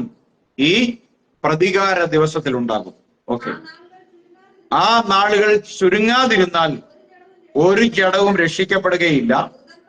വ്രതന്മാർ നിമിത്തമോ ആ നാളുകൾ ചുരുങ്ങും. ആരാണ് ഈ വ്രതന്മാർ? നമ്മൾ വെളിപ്പാട് ദിവസം 7-ാം അധ്യായത്തിൽ വായിച്ച ഈ 1,44,000 വ്രതന്മാരുണ്ട്. അതാണ് യഹോവ മുൻ കുറിക്കപ്പെട്ടിരിക്കുന്ന വ്രതന്മാർ. അവരുകൂടി ഈ നാശത്തിൽ നശിച്ചു പോകാതിരിക്കാൻ വേണ്ടി ആ നാളുകൾ ദൈവം ചുരുക്കും. Price the Lord. അല്ലെങ്കിൽ ചുരുങ്ങാതിരുന്നാൽ ഒരു മനുഷ്യർ അവർ പോലും രക്ഷിക്കപ്പെടുകയില്ല എന്ന് വായിക്കുന്നത്. 24-ന്റെ 31 നമുക്ക് വായിക്കാം. അവൻ തന്റെ ദൂതന്മാരെ മഹാകാഹളധ്വനിയോടുകൂടെ അയക്കും. അവർ അവന്റെ വ്രതന്മാരെ ആകാശത്തിന്റെ അറുതി മുതൽ അറുതി വരെയും 4 ദിക്കിൽ നിന്ന് കൂട്ടിച്ചേർക്കും. അപ്പോൾ ഈ വ്രതന്മാര് ലോകത്തിന്റെ എവിടെയായിരുന്നാലും ആ സമയത്ത് ദൈവമതിയും ദൂതന്മാരെ അയച്ച് അവരെ എല്ലാവരെയും യെരൂശലേമിന്റെ നടുവിൽ കൂട്ടിക്കൊണ്ടുവരും. Price the Lord. അപ്പം യഹോവയുടെ പ്രതികാര ദിവസത്തെ കുറിച്ചാണ് നമ്മൾ പഠിച്ചുകൊണ്ടിരുന്നത്. Price the Lord. അപ്പം നമ്മൾ കണ്ടു, ആദ്യം യഹോവയുടെ പുസ്തകം, യെശയ്യാ പ്രവാചന പുസ്തകം വായിക്കാൻ കൊടുത്തുവെങ്കിലും മുഴുവൻ വായിക്കാതെ താൻ ഈ ഭൂമിയിലേക്ക് വരുമ്പോൾ തന്റെ ജഡരൂപത്തിൽ താൻ ഇരിക്കുമ്പോൾ ചെയ്യേണ്ട കാര്യങ്ങൾ മാത്രമേ എന്ത് ചെയ്തുള്ളൂ, താൻ വായിച്ചുള്ളൂ. പിന്നീട് താൻ പോയ ശേഷം താൻ കുഞ്ഞാട് എന്നുള്ള നിലയിൽ, വീണ്ടെടുപ്പുകാരൻ എന്നുള്ള നിലയിൽ, യാഗമൃഗം എന്നുള്ള നിലയിൽ മനുഷ്യന് വേണ്ടിയുള്ള വീണ്ടെടുപ്പ് ബലി സ്ഥാപിച്ച ആ വീണ്ടെടുപ്പിലൂടെ രക്ഷിക്കാൻ പോകുന്ന ആളുകളെ സംബന്ധിച്ചുള്ള കാര്യം മാത്രമേ താൻ എന്ത് ചെയ്തുള്ളൂ, ജഡത്തിലിരുന്നപ്പോ പ്രസംഗിച്ചുള്ളൂ. ഇനി അവൻ യഹൂദ ഗോത്രത്തിന് സിംഹമായിട്ട് വരും. എന്ന് വെച്ചാൽ ആരായിട്ട് വരും? സിംഹം ആരാണ്? രാജാവ്. അവൻ രക്ഷിതാവ് എന്നുള്ള നിലയിൽ ആടായിട്ട് വന്നപ്പോൾ ചെയ്യേണ്ട കാര്യം അവിടെ പ്രസംഗിച്ച്, അവിടെ സംസാരിച്ചിട്ട്, വായിച്ചിട്ട് ആ പുസ്തകം മടക്കി കൊടുത്തിട്ട് എന്തു പറഞ്ഞു? ഇന്ന് നിങ്ങൾ എന്റെ ശബ്ദം കേൾക്കയിൽ ഈ തിരുവെഴുത്തിന് നിവർത്തി വന്നു. അപ്പോൾ യെശയ്യാ പ്രവാചകൻ എഴുതി വെച്ച തിരുവെഴുത്ത് എന്ന് വായിക്കാനുള്ളതായിരുന്നു. യേശുക്രിസ്തു ഭൂമിയിലോട്ട് വന്നിട്ട് ആദ്യം വായിച്ച്, അതായത് ആ ശബത്തിൽ വായിക്കാൻ വേണ്ടിയുള്ള പുസ്തകമായിരുന്നു. അതുകൊണ്ടാണ് ആരെക്കുറിച്ച് എഴുതിയിരുന്നതാ? അത് എഴുതിയിരുന്നത് തന്നെ കുറിച്ചാണ് എന്ന് ആര് പറഞ്ഞു? ജഡത്തിൽ പ്രത്യക്ഷനായ യേശു മെസ്സിഹ പറഞ്ഞു, ഇത് ഇന്ന് നിവൃത്തിയായത് എന്നെ കുറിച്ചുള്ള തിരുവെഴുത്താന്ന് പറഞ്ഞു. Price the Lord. അങ്ങനെയല്ലേ എഴുതിയിരിക്കുന്നത്? ഇന്ന് എന്റെ വചനം കേൾക്കയിൽ ഈ തിരുവെഴുത്തിന് നിവർത്തി വന്നിരിക്കും. അപ്പം ആ വായിച്ച കേട്ടത് ആരുടെ വചനമാ? എന്റെ വചനമാ. അവിടെ പറഞ്ഞിരിക്കുന്ന യഹോവയുടെ വചനം എന്നല്ലേ? ആണോ? അവിടെ പറഞ്ഞിരിക്കുന്നത് യഹോവയാണ് എന്ത് ചെയ്യുന്നത്? പ്രതികാരം ചെയ്യാൻ പോകുന്നത്. അങ്ങനെയല്ലേ? യഹോവയാണ് ഈ പ്രതികാരം ചെയ്യാൻ പോകുന്നത്. യഹോവയുടെ പ്രതികാര ദിവസമാണ്, യഹോവയുടെ പ്രസാദ വർഷമാണ്. പക്ഷെ ഇന്ന് ഈ പ്രസാദ വർഷം നിങ്ങൾ കേൾക്കുമ്പോൾ എന്റെ വചനമാണ് കേൾക്കുന്നത്. അതുകൊണ്ട് ഇന്ന് നിവർത്തി വന്നിരിക്കുന്നു. അപ്പം ഞാൻ പ്രസ്താവിക്കുവാനുള്ള ഈ വാക്യങ്ങൾക്ക് നിവർത്തി വന്നിരിക്കുന്നു. അതുകൊണ്ട് ആ അവൻ അവിടുന്ന് അങ്ങോട്ട് തുടങ്ങിയ 3.5 വർഷക്കാലത്തെ ശുശ്രൂഷയും മനുഷ്യവർഗത്തിന്റെ പാപത്തിന്റെ രക്ഷയ്ക്ക് വേണ്ടി എല്ലാ മനുഷ്യർക്കും, ഞാനിത് പ്രസംഗിക്കുമ്പോ സോഷ്യൽ മീഡിയയിലൂടെയാണ് പോയിക്കൊണ്ടിരിക്കുന്നത്. അതുകൊണ്ട് പറയുകയാണ്, മനുഷ്യകുലത്തിൽ ജനിച്ചവർ ആരായിരുന്നാലും, ഏത് മതത്തിൽപ്പെടുന്നവനായാലും, ഏത് ജാതിയിൽപ്പെടുന്നവനായാലും, മതനിഷേധിയായാലും, അവർക്കെല്ലാവർക്കും വേണ്ടിയുള്ള സൃഷ്ടികർത്താവായ ഏക ദൈവത്തിന്റെ, മനുഷ്യനെ ഉണ്ടാക്കിയ ദൈവത്തിന്റെ രക്ഷാ പദ്ധതി ആയതുകൊണ്ട് എന്നെ കേൾക്കുന്നവരോട് എനിക്ക് പറയുവാനുള്ളത്, നിങ്ങൾ ഈ രക്ഷ വൈകുന്നതിന് മുമ്പ് സ്വീകരിച്ചു കൊള്ളുക. ഇല്ലെങ്കിൽ നിങ്ങൾ നശിക്കും. പ്രതികാരജനം താണ്ടുവാൻ നിങ്ങൾക്ക് കഴിയില്ല. Price the Lord. അപ്പോൾ ഒന്നാം വരവിൽ രക്ഷിതാവായി കുഞ്ഞാടായി, രണ്ടാം വരവിൽ ഗർജിക്കുന്ന സിംഹമായി അവൻ പ്രത്യക്ഷമാകാൻ പോവുക. Price the Lord. അതുവരെ വെയിറ്റ് ചെയ്യരുത് എന്ന് മാത്രമാണ് ഞങ്ങൾക്ക് നിങ്ങളോട് പറയുവാനുള്ളത്. Price the Lord. എബ്രായർ 10:30 ദൈവത്തിന്റെ പഴയ നിയമ ഉദ്ധരണി കൊണ്ട് പറയുകയാണ്, പ്രതികാരം എനിക്കുള്ളത്, ഞാൻ പകരം വീട്ടും. പ്രൈസ് ദി ലോർഡ് എന്ന് കർത്താവ് അരുളി ചെയ്യുന്നു. ആവർത്തന പുസ്തകം 32-ാം അധ്യായം 35-36 വാക്യം.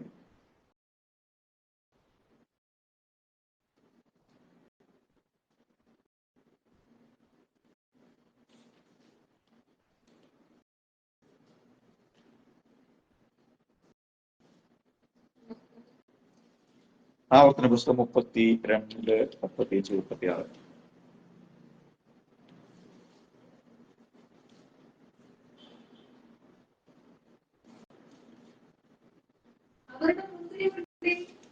അവരുടെ മുന്തിരിവള്ളി സോദോം വള്ളിയിൽ നിന്നും 35, 36.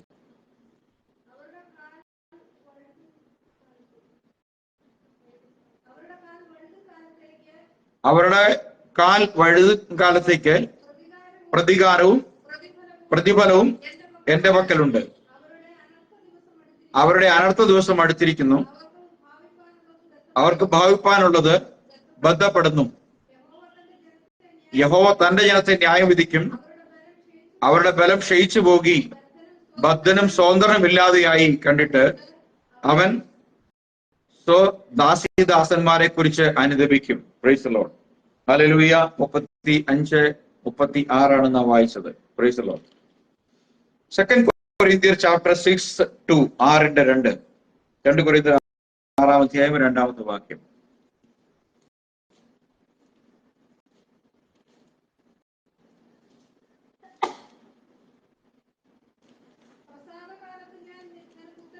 പ്രസാദകാലത്ത് ഞാൻ നിനക്ക് ഉത്തരമരുളി, രക്ഷാ ദിവസത്തിൽ ഞാൻ നിന്നെ സഹായിച്ചു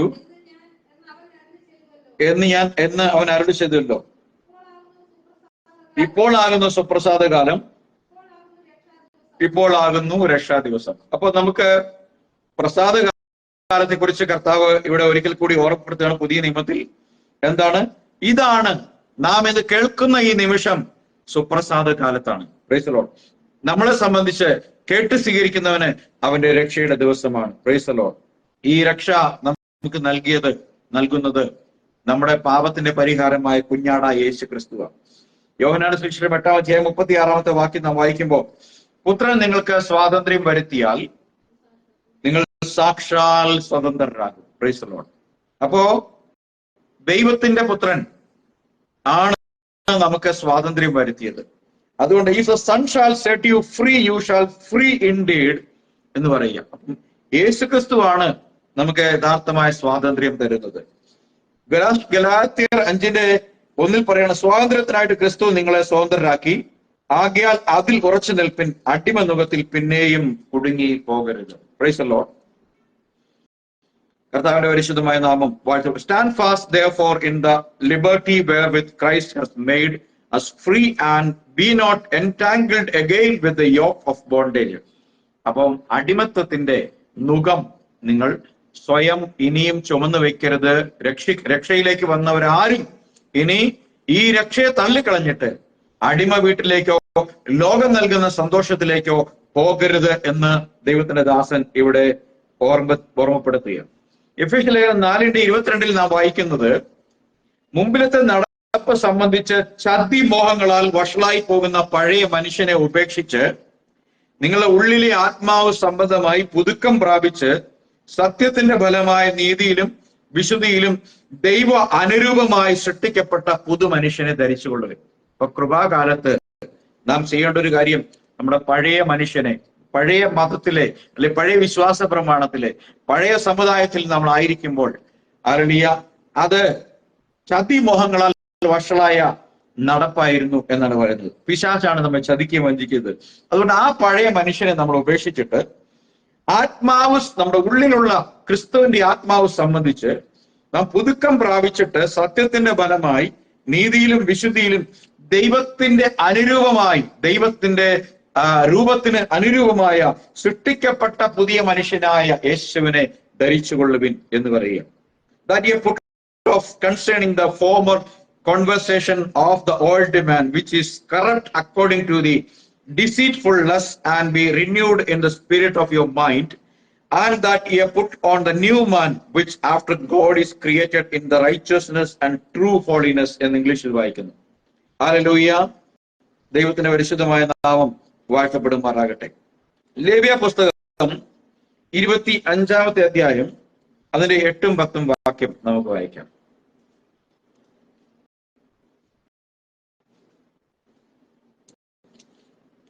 ലേവ്യർ 25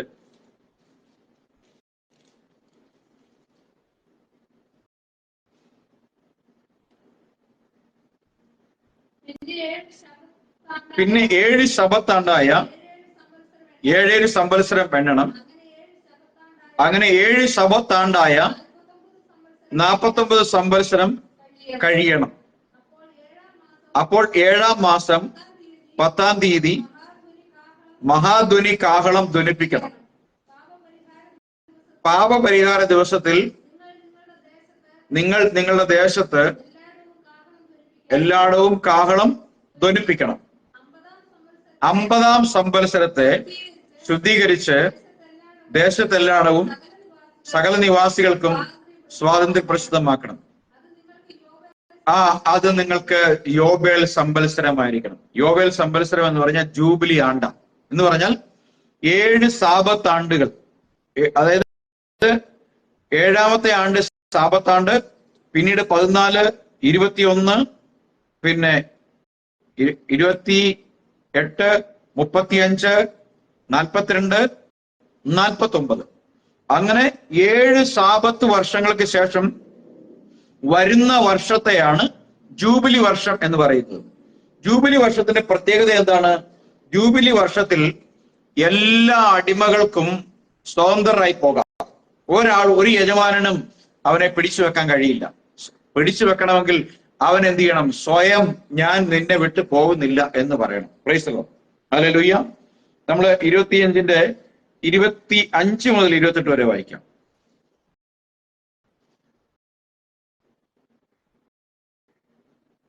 സെയിം അധ്യായത്തിന്റെ 25 മുതൽ 28.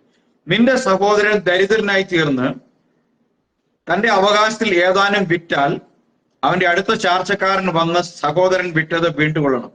എന്നാൽ വീണ്ടുകൊള്ളുവാൻ അവന് ആരും ഇല്ലാതിരിക്കുകയും താൻ തന്നെ വകയുള്ളവനായി വീണ്ടുകൊള്ളുവാൻ പ്രാപ്തനാകുകയും ചെയ്താൽ അവൻ അത് വിറ്റ ശേഷമുള്ള സംവത്സരം കണക്ക് കൂട്ടി മിച്ചമുള്ളത് അത് വാങ്ങിയിരുന്ന ആൾക്ക് മടക്കി കൊടുത്ത് തന്റെ അവകാശത്തിലേക്ക് മടങ്ങി വരണം. എന്നാൽ മടക്കി കൊടുക്കുവാൻ അവന് പ്രാപ്തിയില്ല എങ്കിൽ വിറ്റുപോയ യോബേൽ സംവത്സരം വരെ വാങ്ങിയവന്റെ കയ്യിൽ ഇരിക്കണം. യോബേൽ സംവത്സരത്തിൽ അത് ഒഴിഞ്ഞു കൊടുക്കുകയും അവൻ തന്റെ അവകാശത്തിലേക്ക് മടങ്ങി വരികയും വേണം. അപ്പൊ യോബേൽ സംവത്സരത്തിന് പ്രത്യേകതയുണ്ട്. ആരുടെയെങ്കിലും വസ്തുവകൾ നമ്മളുടെ കൈവശം വെച്ചിട്ടുണ്ടെങ്കിൽ ഇസ്രായേലിലെ നിയമപ്രകാരം അത് ഏത് നിമിത്തം മുഖാന്തരമാണെങ്കിലും അതിന്റെ പഴയ അവകാശിക്ക് നിർബാധം മടക്കി കൊടുക്കണം എന്നുള്ളതാണ് പഴയ നിയമത്തിലെ ഓർഡർ. ഇതാണ് നിർബാധം. ദൈവം നമ്മുടെ പാവങ്ങളെ ക്ഷമിച്ച് നമ്മളെ സ്വതന്ത്രനാക്കി കാൽവരി ക്രൂശിൽ. Price the Lord. നമ്മൾ ലോകത്തിന് അടിമകളായി വിൽക്കപ്പെട്ടു. പാപത്തിന്റെ ദാസന്മാരും ദാസിമാരുമായിട്ട് ഈ ലോകത്ത് ജീവിച്ചു. പാപത്തിൽ ആദമ്യ പാപത്തിൽ നാം ഉരുവായി മരണയോഗ്യമായി ജീവിച്ചു വരവേ നാം ഒരു ശബ്ദം കേട്ടു. കർത്താവായ യേശു ക്രിസ്തുവിന്റെ കാൽവരി ബലിയിൽ എനിക്ക് ദൈവപുത്രനും പുത്രിമാരുടെ അവകാശം കിട്ടിയിരിക്കുന്നു. അതുകൊണ്ട് എനിക്കത് കേട്ടതിന് ശേഷം എനിക്ക് അത് സ്വീകരിക്കാൻ ഞാൻ മനസ്സുണ്ടെങ്കിൽ ഇനിമേൽ ഞാൻ ലോകത്തിനും പാപത്തിനും പിശാചിനും അടിമയല്ല. ഞാൻ ദൈവം സമ്പാദിച്ചതിനൊക്കെയും സ്വർഗത്തിനും ദൈവത്തിനുള്ളതിനെല്ലാം അവകാശിയായി. കർത്താവ് പറഞ്ഞു, പിതാവ് എനിക്ക് തന്നതൊക്കെയും എന്താണ്, ഹല്ലേലൂയ, നീ എനിക്ക് തന്നിട്ടുള്ളതൊക്കെയും ഞാൻ അവർക്ക് കൊടുത്തു. Price the Lord. അപ്പം കർത്താവ് നമുക്ക് യേശുവിന് കൊടുത്തതെല്ലാം യേശു നമുക്ക് നൽകി എന്ന് പറയുന്നു. ആമേൻ. അപ്പം ആ രക്ഷ, ആ വീണ്ടെടുപ്പ്, നിത്യത മുഴുവൻ നമുക്ക് കിട്ടി. നമ്മൾ ആ ജൂബിലി ദിവസം, ആ ഉയർത്തെഴുന്നേൽപ്പ്, പരിശുദ്ധാത്മാവ് വന്ന ആ ജൂബിലി ദിവസം പത്രോസിന്റെ പ്രസംഗം കേട്ടവരെല്ലാം എന്തായി? അടിമത്തത്തിൽ നിന്നും സ്വാതന്ത്ര്യത്തിലേക്ക്, അടിമ വീട്ടിൽ നിന്നും പ്രസാദ വർഷത്തിലേക്ക് അവർ പുറത്തു വന്നു. നമ്മൾ ജീവിച്ചിരിക്കുന്ന ഈ കൃപാകാലത്ത്, ഈ പ്രസാദ വർഷത്തിന്റെ കാലത്ത്, നമ്മുടെ രക്ഷാ ദിവസം, നാം ഒരു ദിവസം യേശുവിനെ സ്വീകരിച്ചപ്പോൾ അത് നമ്മുടെ രക്ഷാ ദിവസമായി തീർന്നു. നാം അങ്ങനെ അടിമത്തത്തിന്റെ നുഖത്തിൽ നിന്നും നമ്മൾ അധ്വാനിക്കാത്ത, നമുക്ക് വേണ്ടി ഒരുവൻ അധ്വാനിച്ചു, നമുക്ക് വേണ്ടി ഒരുവൻ മരിച്ചു. എന്നിട്ട് അവൻ പറഞ്ഞു, ഇതാ ഞാൻ നിന്നെ സ്വതന്ത്രനാക്കി, നീ പോകാം. പുത്രൻ നിങ്ങൾക്ക് സ്വാതന്ത്ര്യം വരുത്തിയാൽ നിങ്ങൾ സാക്ഷാൽ സ്വതന്ത്രനാകുന്നു. ലേവി 25:47-48 വായിക്കും. നിന്നോട് കൂടെയുള്ള പരദേശിയോ അന്യനോ സമ്പന്നനാകുകയും അവന്റെ അടുക്കലുള്ള നിന്റെ സഹോദരൻ ദരിദ്രനായി തീർന്ന് തന്നെത്താൻ അന്യനോ പരദേശിയോക്കോ അന്യന്റെ സന്തതിക്കോ വിൽക്കുകയും ചെയ്താൽ അവൻ തന്നെത്താൻ വിറ്റ ശേഷം അവനെ വീണ്ടെടുക്കാം. അവന്റെ സഹോദരന്മാരിൽ ഒരുത്തൻ അവനെ വീണ്ടെടുക്കാം. അവന്റെ പിതൃവ്യന്റെ പുത്രനോ അവനെ വീണ്ടെടുക്കാം. അല്ലെങ്കിൽ അവന്റെ കുടുംബത്തിൽ അവന്റെ അടുത്ത ചാർച്ചക്കാരിൽ ഒരുത്തന് അവനെ വീണ്ടെടുക്കാം. അവന് പ്രാപ്തിയുണ്ടെങ്കിൽ തന്നെത്താൻ വീണ്ടെടുക്കാം. അവൻ തന്നെ വിറ്റ സംവത്സരം മുതൽ യോവേൽ സംവത്സരം വരെയുള്ള കാലക്കണക്ക് തന്നെ വാങ്ങിയവനുമായി കൂട്ടി നോക്കണം. അവന്റെ വില സംവത്സര സംഖ്യക്ക് ഒത്തവണ്ണം ആയിരിക്കണം. അവനൊരു കൂലിക്കാരന്റെ കാലത്തിന് ഒത്തവണ്ണം അവന്റെ അടുക്കൽ പാർക്കണം. സംവത്സരം ഏറെ ഉണ്ടെങ്കിൽ അതിന് തക്കവണ്ണം അവൻ തന്റെ വീണ്ടെടുപ്പ് വില തനിക്ക് കിട്ടിയ പണത്തിൽ നിന്ന് മടക്കി കൊടുക്കണം. യോവേൽ സംവത്സരം വരെ ശേഷിക്കുന്ന സംവത്സരം കുറെ മാത്രം എങ്കിൽ അവനുമായി കണക്കുകൂട്ടി സംവത്സരങ്ങൾക്ക് ഒത്തവണ്ണം തന്റെ വീണ്ടെടുപ്പ് വില മടക്കി കൊടുക്കണം. അവൻ ആണ്ടോടാണ്ട് കൂലിക്കാരൻ എന്ന പോലെ അവന്റെ അടുക്കൽ ഇരിക്കണം. നീ കാണെ അവൻ അവനോട് കാഠിന്യം പ്രവർത്തിക്കരുത്. ഇങ്ങനെ അവൻ വീണ്ടെടുക്കപ്പെടാതെ ഇരുന്നാൽ അവനും അവനോട് കൂടെ അവന്റെ മക്കളും യോവേൽ സംവത്സരത്തിൽ പുറപ്പെട്ടു പോകണം. അപ്പം ഇതാണ് ഇസ്രായേലിലെ വീണ്ടെടുപ്പിന്റെ നിയമം. ഈ വീണ്ടെടുപ്പ് നിയമത്തിന്റെ അടിസ്ഥാനത്തിലാണ് ബോവസ് എലിമലേക്കിനുള്ളതൊക്കെയും എലിമലേക്ക് വിറ്റ് നശിപ്പിച്ചതും അതുപോലെ എലിമലേക്കിന്റെ മകനായ ആരുടെ ഭാര്യ, മകളുടെ ഭാര്യ റൂത്തിനെയും വീണ്ടെടുക്കുന്നത് ഈ അവകാശത്തിന്റെ അടിസ്ഥാനത്തിലാണ്. Price the Lord. കാരണം മുഴുവൻ വിറ്റ് നശിപ്പിച്ചു പോയെങ്കിലും സ്വന്തക്കാരൻ എന്നുള്ള നിലയിൽ ആദ്യത്തെ സ്വന്തക്കാരൻ വീണ്ടെടുക്കാമെന്ന് പറഞ്ഞു. പക്ഷെ വീണ്ടെടുക്കുന്നതിന് കൂടെ എന്ത് ചെയ്യാൻ പറ്റില്ല, റൂത്തിനെ ഞാൻ സ്വീകരിക്കാൻ പറ്റുകയില്ല എന്ന് പറഞ്ഞു.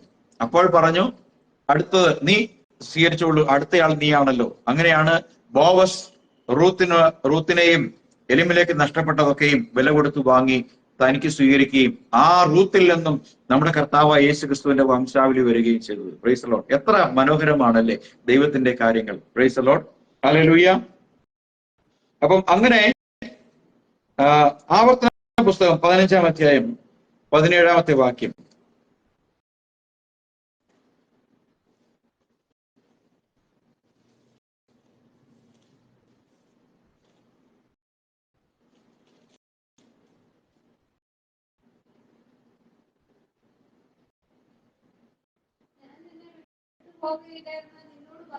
ഞാൻ നിന്നെ വിട്ടുപോകുകയില്ല.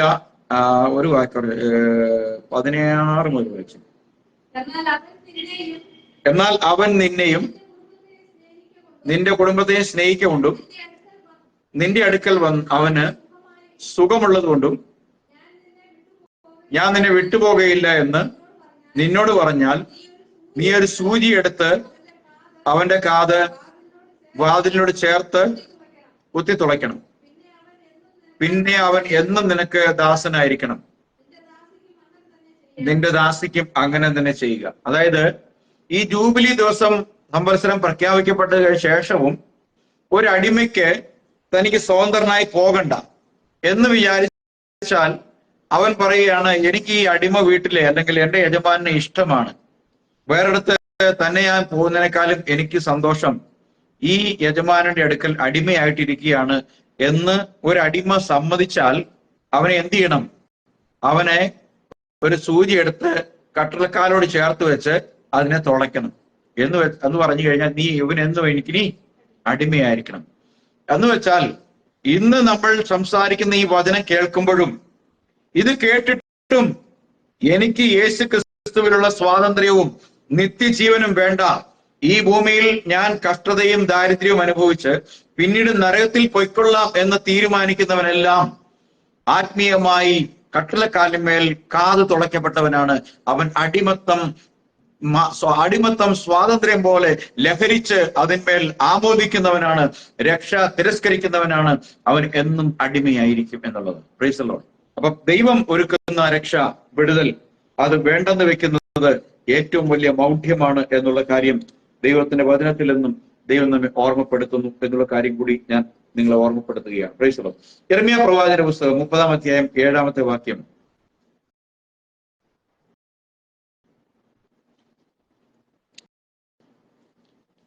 ഈ പ്രതികാര ദിവസം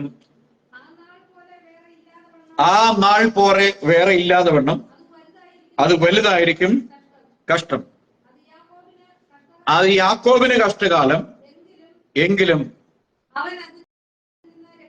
അവൻ അതിൽ നിന്ന് രക്ഷിക്കപ്പെടും. കാരണം ഈ യാക്കോബ് എന്ന് പറഞ്ഞാൽ ഇസ്രായേലിന് അത് കഷ്ടകാലമായിരിക്കും, ഇസ്രായേലിന്റെ പ്രതികാരത്തിന്റെ ദിനമാണ്.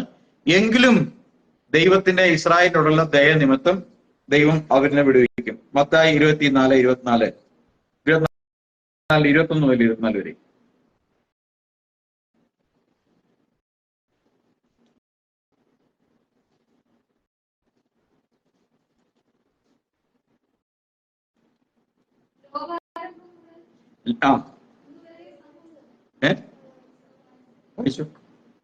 ലോകാരംഭം മുതൽ ഇന്നുവരെ സംഭവിച്ചിട്ടില്ലാത്തതും ഇനി മേലാൽ സംഭവിക്കാത്തതും ആയ വലിയ കഷ്ടം അന്നുണ്ടാകും. വാക്യം വായിച്ചോ. ആ നാളുകൾ ചുരുങ്ങാതിരുന്നാൽ ഒരു ഇട. അപ്പൊ ഇവിടെ യാക്കോബ് നിമിത്തം ആണ് ചുരുങ്ങുന്നത് എന്നുള്ള കാര്യം അവിടെ നമുക്ക് മനസ്സിലായി. വെളിപ്പാട് ദിവസം 13:1, 12:3, 11:8, ദാനിയേൽ 7:7-8 ഒക്കെ ഈ പ്രതികാര ദിനത്തെ കുറിച്ചുള്ളതാണ്. നമ്മൾ അതെല്ലാം സംസാരിച്ചാൽ സമയങ്ങൾ വേറെ പോകും. യെശയ്യാവിന്റെ 29:22 വായിക്കാം.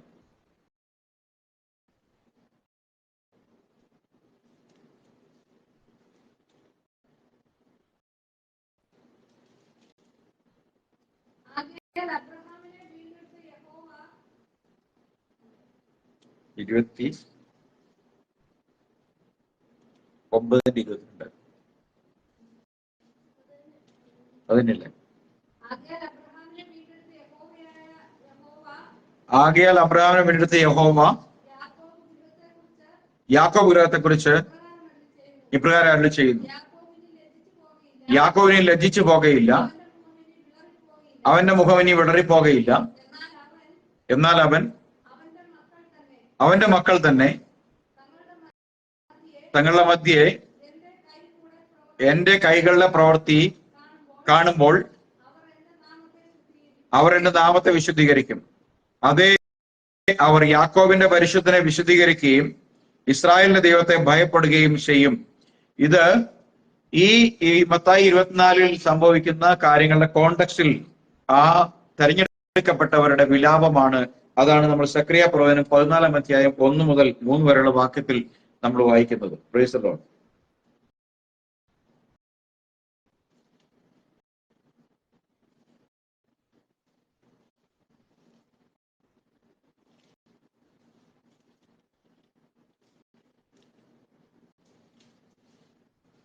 അവർ നിന്റെ നടുവിൽ വെച്ച് നിന്റെ കൊള്ള വിഭാഗിപ്പാനുള്ള യഹോവയുടെ ഒരു ദിവസം വരുന്നു. ഇപ്പൊ നമ്മൾ ഈ ദിവസത്തെക്കുറിച്ച്, ഈ പ്രതികാര ദിവസത്തെക്കുറിച്ച് പല പേരുകളിൽ നമുക്ക് വായിക്കാൻ കഴിയും. പ്രതികാര ദിവസത്തേക്കുള്ള പേരുകള്, ആ പേരില് ഡേ ഓഫ് ആങ്കർ എന്നുള്ള പേരിൽ കോപ ദിവസം ഒന്നുണ്ട്, ഡേ ഓഫ് ദ ലോർഡ് കർത്താവിന്റെ ദിവസം ഒന്നുണ്ട്, ഇൻഡിഗ്നേഷൻ ഡേ രോഷ ദിവസം ഒന്നുണ്ട്, ഡേ ഓഫ് ഡിസ്ട്രക്ഷൻ നാശത്തിന്റെ ദിവസമുണ്ട്, ഡേ ഓഫ് വെഞ്ചൻസ് പ്രതികാര ദിവസം ഒന്നുണ്ട്, ഡേ ഓഫ് റാത്ത് ദൈവകോപ ദിവസം ഒന്നുണ്ട്, ഗ്രേറ്റ് ആൻഡ് ഡ്രെഡ്ഫുൾ ഡേ വലുതും ഭയങ്കരമായ ദിവസം ഒന്നുണ്ട്, great day of the Lord ദൈവത്തിന്റെ ഭയങ്കര ദിവസം ഒന്നുണ്ട്. ആ നാളിൽ എന്നും കൂടെ ഈ പ്രതികാര ദിവസത്തെ പല പേരുകളിൽ നമുക്ക് വായിക്കാൻ കഴിയും. അപ്പം അതിന്റെ അടുത്ത വാക്യം വായിക്കുമ്പോൾ, ഞാൻ സകല ജാതികളെ യെരുസലേമിനെ യുദ്ധത്തിനായി കൂട്ടി വരുത്തും, നഗരം പിടിക്കപ്പെടുകയും വീടുകളെ കൊള്ളയിടുകയും സ്ത്രീകളെ വഷളാക്കുകയും നഗരത്തിന്റെ പാതി പ്രവാസത്തിലേക്ക് പോവുകയും ചെയ്യും. നമുക്കറിയാം, ഒരിക്കൽ കൂടി ചുറ്റുമുള്ള രാജ്യങ്ങളെ ഇസ്രായേൽ വിരോധമായി ദൈവം എന്ത് ചെയ്യും? കൂട്ടിവരുത്തും. വെള്ളി ഉലയിലിട്ട് ഊതിക്കഴിക്കും പോലെ ദൈവം ഇസ്രായേലിനെ ഒരിക്കൽ കൂടി ആ തീച്ചൂളയിൽ ഉരുക്കുമാറാക്കും. അവിടെ നിന്നാണ് ദൈവം ഒരു രക്ഷിത ഗണത്തെ വീണ്ടെടുക്കുന്നത്. ആ ദിവസത്തെ കുറിച്ച് പറയുമ്പോഴാണ് അവിടെ ഉണ്ടാകുന്ന കാര്യങ്ങൾ എന്താണ്? സ്ത്രീകളെ വഷളാക്കുകയും വീടുകളെ കൊള്ളയിടുകയും നഗരം പിടിക്കപ്പെടുകയും ചെയ്യും. ജനത്തിൽ ശേഷിപ്പുള്ളവരോ നഗരത്തിൽ നിന്ന് ഛേദിക്കപ്പെടുകയില്ല. എന്നാൽ യഹോവ പുറപ്പെട്ട് താൻ യുദ്ധ ദിവസത്തിൽ പൊരുതുന്നത് പോലെ ആ ജാതികളോട് പൊരുതും. അന്നാളിൽ അവന്റെ കാൽ യെരുസലേമിനെതിരെ കിഴക്കുള്ള ഒലിവുമലയിൽ. ഇത് സംഭവിക്കുന്നത് എപ്പോഴാണ്? 7ാമത്തെ വർഷത്തിന്റെ ഒടുവിലത്തെ നാളിൽ കർത്താവ് ഒലിവുമലയിൽ നിൽക്കും. ഒലിവുമല രണ്ടായി പിടന്ന് പോകും. അന്ന് അവിടെ നിന്നാണ് പിന്നെ എന്താരംഭിക്കുന്നത്? മില്ലേനിയൽ കിങ്ഡം ആരംഭിക്കുന്നത്. Price the Lord. ഹല്ലേലൂയ. അപ്പോ അടുത്ത് നമുക്ക് ചില വാക്യങ്ങളോട് വായിക്കാം. Price the Lord. സെഫന്യാവിന്റെ പുസ്തകം 1:14 മുതൽ 17 വരെ.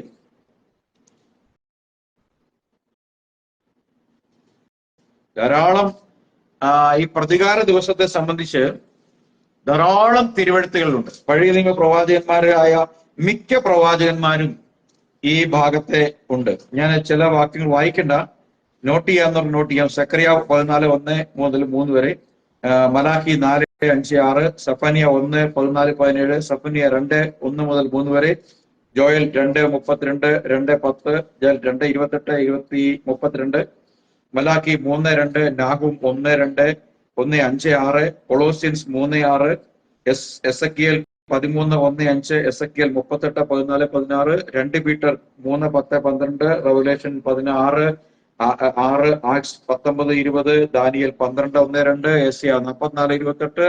ഇങ്ങനെ നിരവധി തിരുവെഴുത്തുകളുണ്ട്. എന്നാൽ പുതിയ നിയമത്തിൽ നിന്ന് മാത്രം ചില വാക്യങ്ങൾ വായിച്ച് നമുക്ക് അവസാനിപ്പിക്കാം. കൊളോസ്യ ലേഖനം 3-ാം അധ്യായം 6-ാമത്തെ വാക്യം.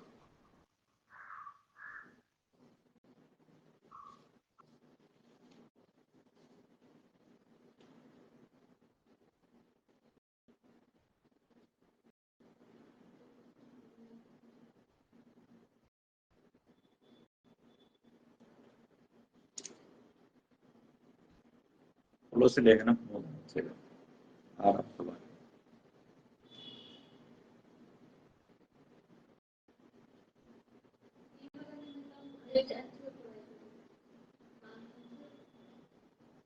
അഞ്ചു തൊട്ട് വായിച്ചു.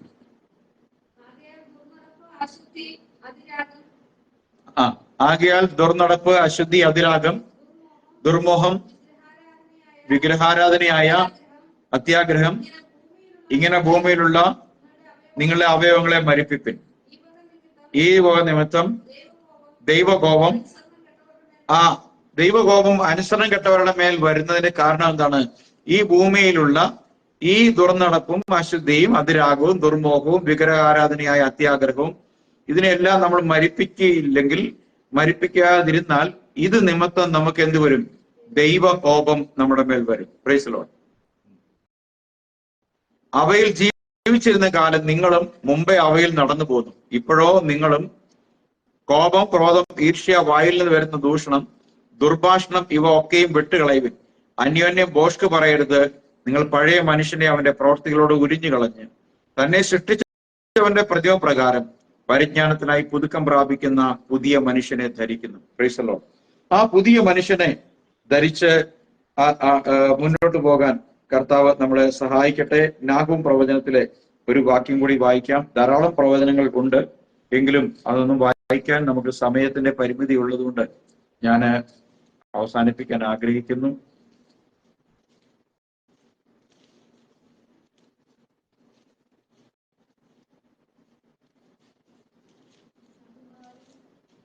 നാഹൂം പ്രവാചകൻ 1:2. ദൈവം തീഷ്ണതയുള്ളവനും യഹോവ പ്രതികാരം ചെയ്യുന്നവനുമാകുന്നു. യഹോവ പ്രതികാരം ചെയ്യുന്നവനും കോപപൂർണനുമാകുന്നു. Praise the Lord. അപ്പം ദൈവത്തിന്റെ പ്രവാചകനായ നാഹൂം ഈ പ്രതികാരത്തെ കുറിച്ച് ഇവിടെ സൂചിപ്പിച്ചിട്ടുണ്ട്. മാത്രമല്ല പഴയ നിയമത്തിലെ ഏറിയ പങ്ക് പ്രവാചകന്മാരിലൂടെയും വരുവാനുള്ള കോപ ദിവസത്തെക്കുറിച്ച് അത് എത്രമാത്രം ഭീകരമായ ദിവസമാണെന്ന് പ്രഖ്യാപിച്ചിട്ടുണ്ട്. വെളിപ്പാട് പുസ്തകത്തിന്റെ പാറൽ പുസ്തകമായ ദാനിയേൽ പ്രവചനത്തിൽ 12-ാം അധ്യായത്തിലും 9-ാം അധ്യായത്തിലും ആ വരാനിരിക്കുന്ന കോപത്തിന്റെ നാളുകളെ വ്യാഖ്യാനിച്ചിട്ടുണ്ട്. വെളിപ്പാട് പുസ്തകം 5-ന്റെ ഒടുവിൽ മുതൽ 19-ാം അധ്യായം വരെയും ഈ പ്രതികാര ദിവസത്തിന്റെ നാളുകളായിട്ടാണ് നമ്മൾ ബൈബിൾ വായിക്കുന്നത്. ആ 7 സംവത്സരങ്ങളെ അവിടെ 6-ാമത്തെ അധ്യായം മുതൽ 19-ാമത്തെ അധ്യായം വരെയും അല്ലെങ്കിൽ 18-ാമത്തെ അധ്യായം എൻഡ് വരെയും പ്രതികാരത്തിന്റെ ദിവസങ്ങളെയാണ് നമ്മൾ കാണുന്നത്. നാം തീരുമാനിക്കേണ്ടവരാണ്. നാം കർത്താവ് നമുക്ക് നൽകിയ രക്ഷ സ്വീകരിച്ചവരാണ്. ആ പ്രതികാര നാളിൽ നാം ഉണ്ടാകണമോ ഉണ്ടാകാതിരിക്കണമോ? ആ നാളുകൾക്ക് മുമ്പ് കർത്താവിന്റെ മേഘപ്രത്യക്ഷതയിൽ മധ്യ ആകാശ പ്രത്യക്ഷതയിൽ അവനോടുകൂടെ തേജസ്സിൽ എടുത്തുകൊള്ളപ്പെടണമോ? നമ്മളാണ് തീരുമാനിക്കേണ്ടത്. ദൈവം സ്വീകരിച്ച് ഈ കൃപയിൽ വസിക്കുന്നവർ ഒരിക്കലും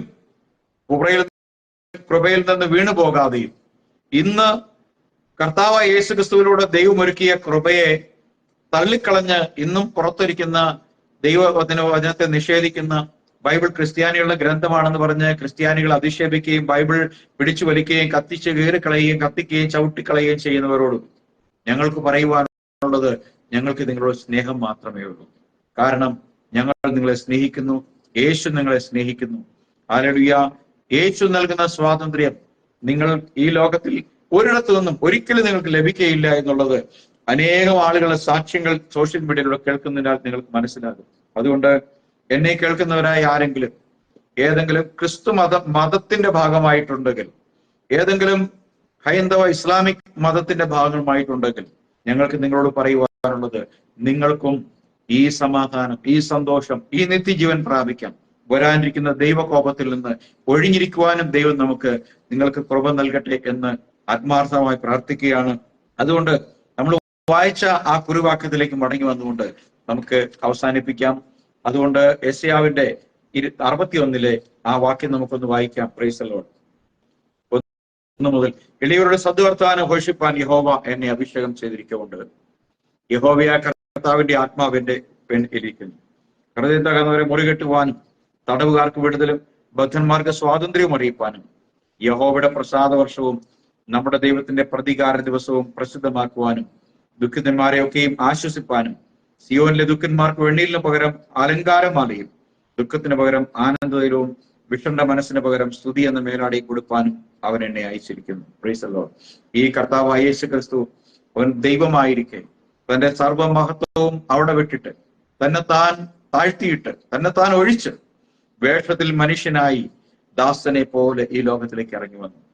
നാം ദൈവത്തിന്റെ പുത്രന്മാരും പുത്രിമാരുമായി ദൈവത്തിന്റെ പ്രസാദ വർഷത്തിന് യോഗ്യരായി നിത്യം അവനോട് വസിക്കേണ്ടതിന് നമുക്ക് വേണ്ടി മഹത്വത്തിൽ നിന്ന് ഒരുവൻ വന്നു.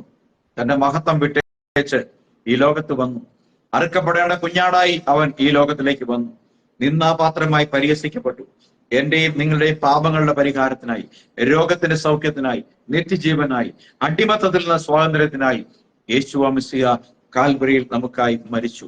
അവന്റെ മരണത്തോടുകൂടി സ്ഥാപിക്കപ്പെട്ട പ്രസാദ വർഷത്തിന്റെ ആലളിയ അവസാന ലാപ്പിൽ ഓടിക്കൊണ്ടിരിക്കുമ്പോൾ ഞങ്ങളെ കേൾക്കുന്നവരായ നിങ്ങളോട് പറയുവാനുള്ളത്, പ്രിയമുള്ളവരെ, ഈ രക്ഷ നിങ്ങൾ തിരസ്കരിക്കരുത്, ഇത് നിങ്ങൾ തള്ളിക്കളയരുത്.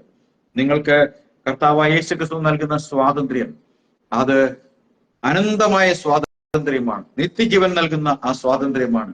അവൻ ഇവിടെയും മേലിൽ സ്വർഗത്തിലും നമുക്ക് നന്മ മാത്രം നൽകുന്നവനാണ് എന്നോർത്തുകൊണ്ട് കാൽവരി ക്രൂസിൽ നമുക്ക് വേണ്ടി പരമയാഗമായി തീർന്ന ആ ദൈവത്തിന്റെ കുഞ്ഞാടായ യേശുവ മിശിഹ അവൻ ഹല്ലേലൂയ ഇനി ഒരിക്കൽ കൂടി ഈ ഭൂമിയിലേക്ക് മടങ്ങി വരും.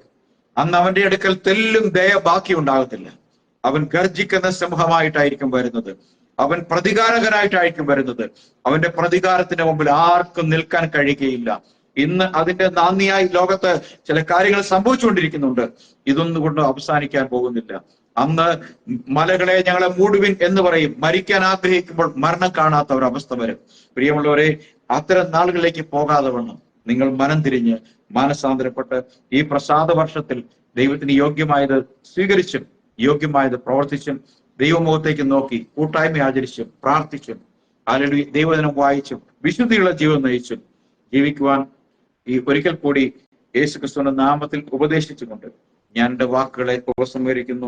കർത്താവായ യേശുവ മെസ്സിയ നമ്മെ എല്ലാവരെയും അനുഗ്രഹിക്കുമാറാകട്ടെ.